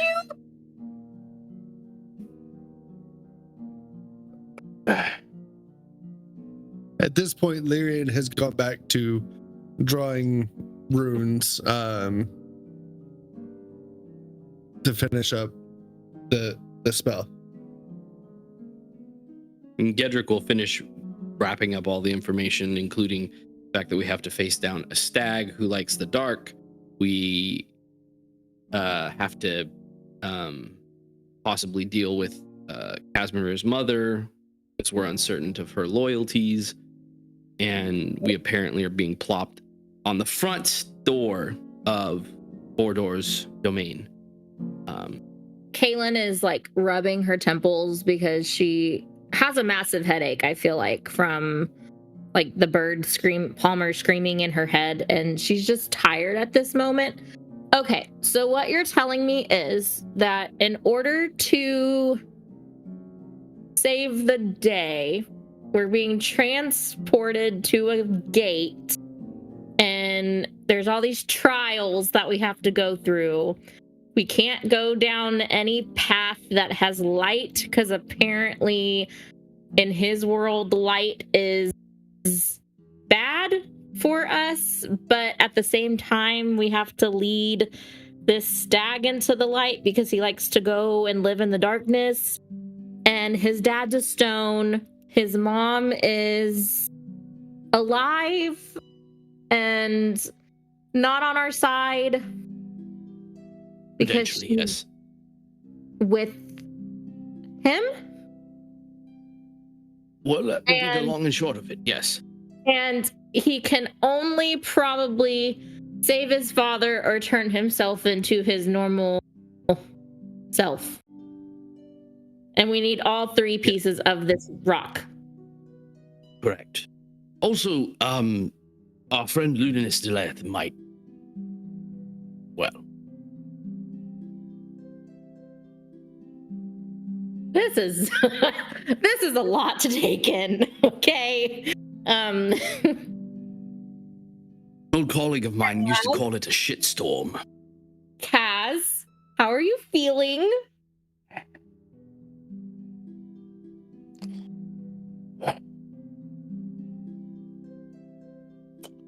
I took notes.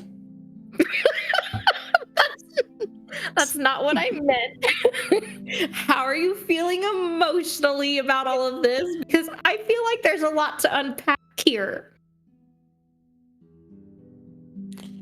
Well, if you were around, you would know. I am around now, and that's all that matters. I'm just asking you a simple question. How do you feel right now?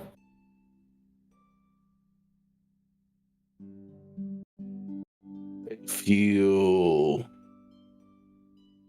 thirsty. I'm gonna go get a drink. Okay. Caelynn's face just like turns red, and she's annoyed because like Okay, fine. Don't talk to me. It's fine. We don't have to be friends. I'm not trying to not be friends. I'm just dealing with this in the way that I know how to deal with it. Which is being emotionally unavailable?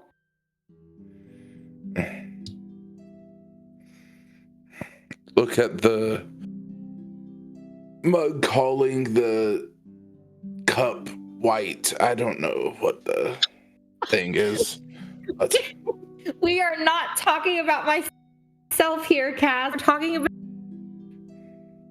talking to anybody.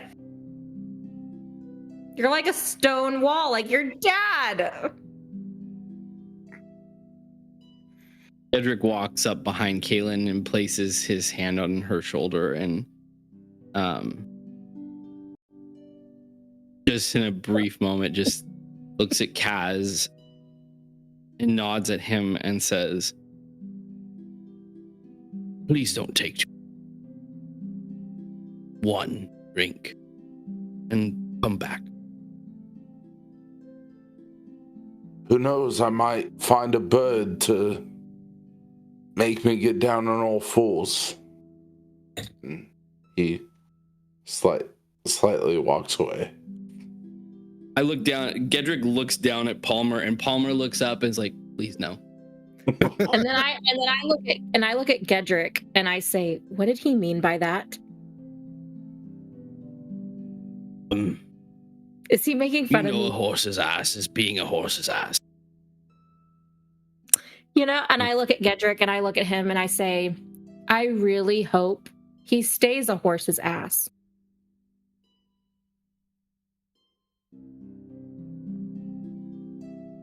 All right, I'm just going to say it because I know you didn't hear it earlier, Caelynn.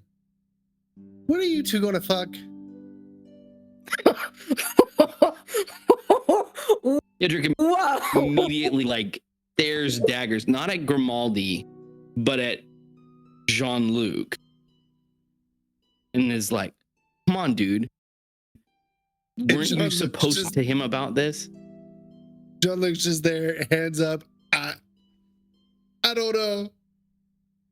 I look at Grimaldi and I'm like, "What are you talking about?" Look, I know. Gederik knows, and everyone else here can tell that you need to get laid. And we know you got the hots for Casmarir. So Ew! No, I don't. How is that even gonna work? really, How is this gonna work? How? I'm sure you can make it work. There's no way. He irritates the crap out of me. There's no way. Nope. I would rather lay in a bed of cacti than ever be with him.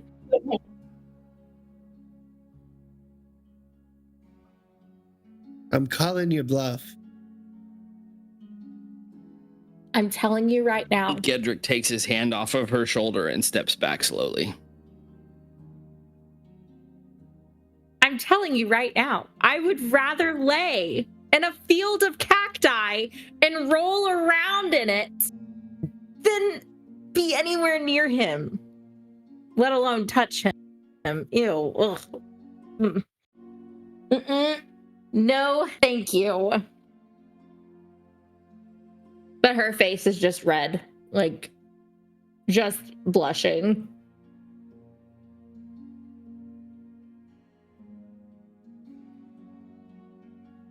I don't know what to tell you, but your words are saying one thing, your face is saying another. So either tell your face to not show your inside voice or fix yourself.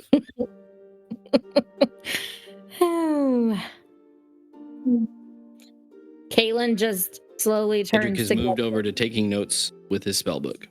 Oh, he's not looking at me. Okay. So she just turns around and is just trying to hide her emotions right now.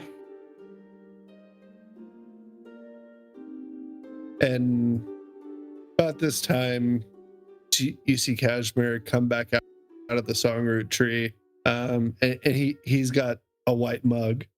That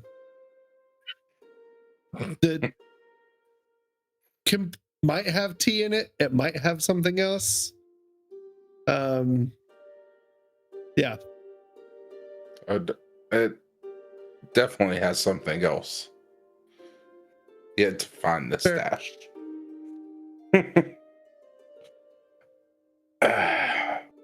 What are we talking about here? Caelynn just starts laughing. Nothing. Nothing at all. Nothing you need to worry about.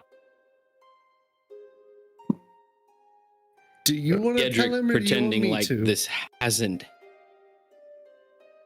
Gederik pretending like this hasn't happened. Looks up again, and just says, "Is that drink cold enough for?"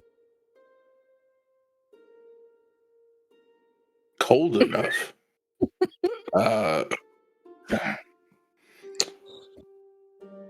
Do you? I mean, Do you have? is it refreshing? I mean, I guess it's keeping my mind off of things, so I guess so. As he says that, Gederik uses prestidigitation again to chill his drink just a little bit more, try and get the red that I'm assuming is in Casmarir's face as well.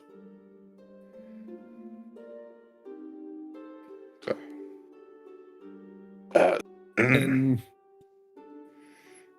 It's an interesting taste. Cold alcohol, but thank you.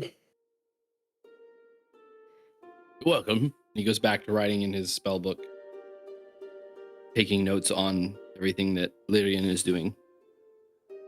yeah, go ahead and give me a sleight of hand check. Just for being able to kind of properly scroll these runes into your spell book. Just for shits and Boy, giggles. sleight of hand. I don't trust any I of would my also dice. allow Arcana. So Okay. Natural 20. nice. That's 27. Nice. 27. That made it worth it. Yeah, so you're So looking much. around, you see 12 different runes that Lyrian has kind of put in a circle, and you're kind of looking over everyone as she's kind of finished it. And you get every curve, every corner. You look back at it, and it's a direct replica of what Lyrian and Elyndor have drawn into the ground. I show Lyrian and I just say, look, correct. And she kind of pulls at your spellbook a little bit just to get away from you so she can look a little bit closer. She kind of adjusts her glasses a little bit. And rather impressed, she looks back at you. Gederik, this is good. Better than most.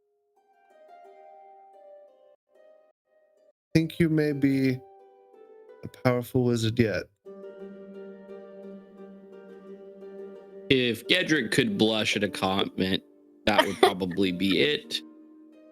But since he can't blush because he's a dragonborn, he just smiles very proudly and nods at her. You're a wizard, Gederik.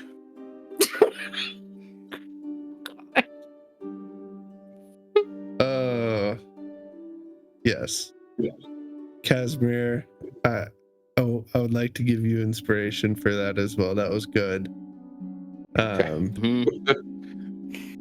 So, but Lyrian, Amazing. and Elyndor, as these runes are finished up, they kind of gather everyone together.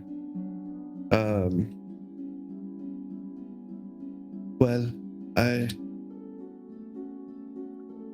like I said, and Elyndor previously mentioned, we're going to need your help. Caelynn, Gederik,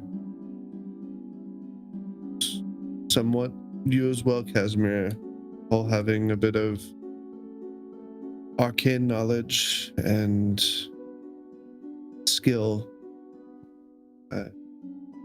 We could use your assistance. Normally this would be nothing for Elyndor, but as it be, he doesn't have the gusto that he normally would. So, if Don't if you say don't that. mind, well, dear, he's and Elyndor kind of looks at you. It's okay, dear. I know I'm not at my full strength. You are I strong don't and take capable. offense. I appreciate your kind words, but I know I am not the spry young fellow that I used to be.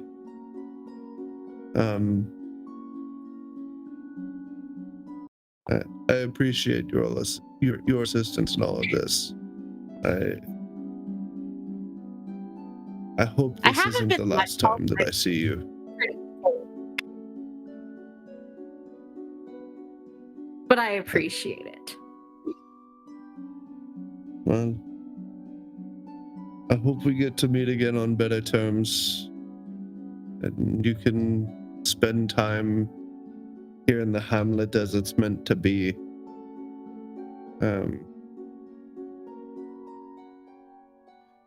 When the music is playing and the birds are chirping, it's Oh, no more bird chirping. Please, no more bird chirpings ever again. I don't want to hear that sound. But You music hear from playing- Gederik's pocket a little call.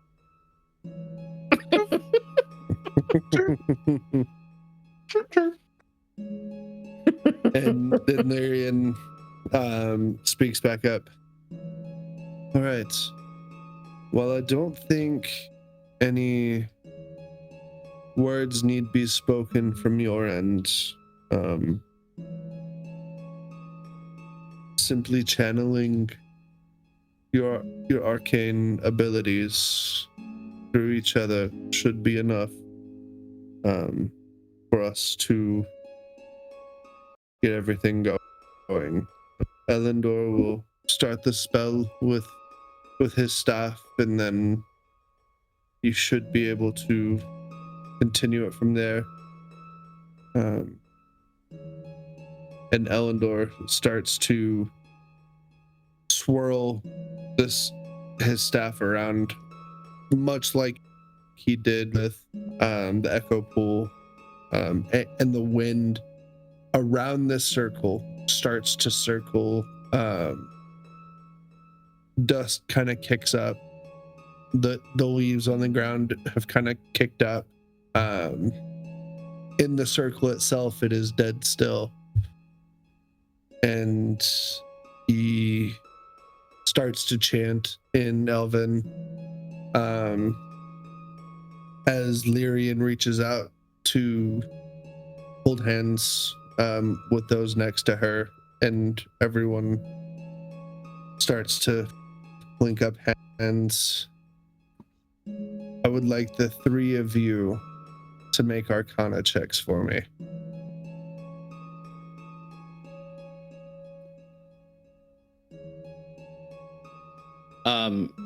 Can Gederik make an argument or advantage for himself because he speaks Elvish? Yes.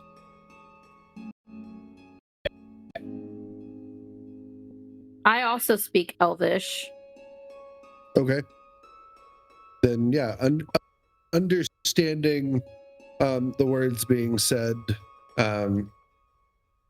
this could definitely help. Gederik rolled a natural or a 19. 19. I rolled a Mhm. 6. Okay. With advantage? Good lord. I Well, rolled a hold on. 12. Digital dice suck. What is advantage on it? Do I roll twice and then take the higher? Roll twice, Twice, take the higher. Then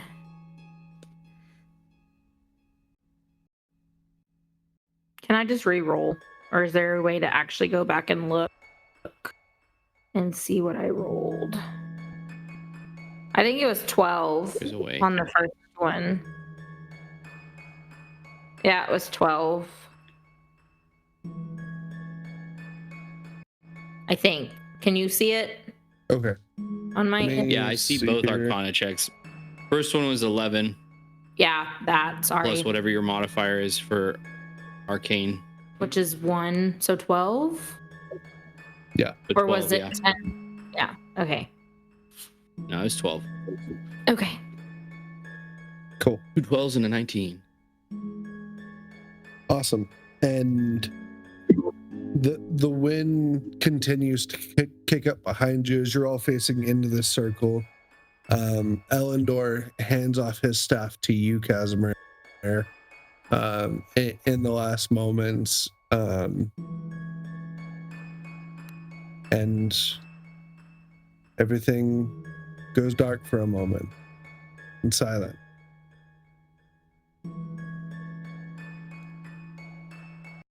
And you feel like you're falling. Colors are intermixed in ways that you've never really seen them before. Feels almost like a bad trip.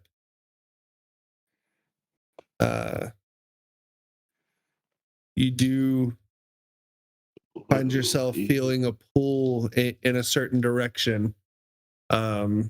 Each of you kind of will your way into the direction of this pull. And while heading headfirst into a very bright light, at the very last moment, you each kind of will yourself to make sure that you end up landing feet first into wherever you're going. Oh, rusto momentum. Everything becomes extremely bright, basically pure white. You're not able to see anything as your feet hit the ground.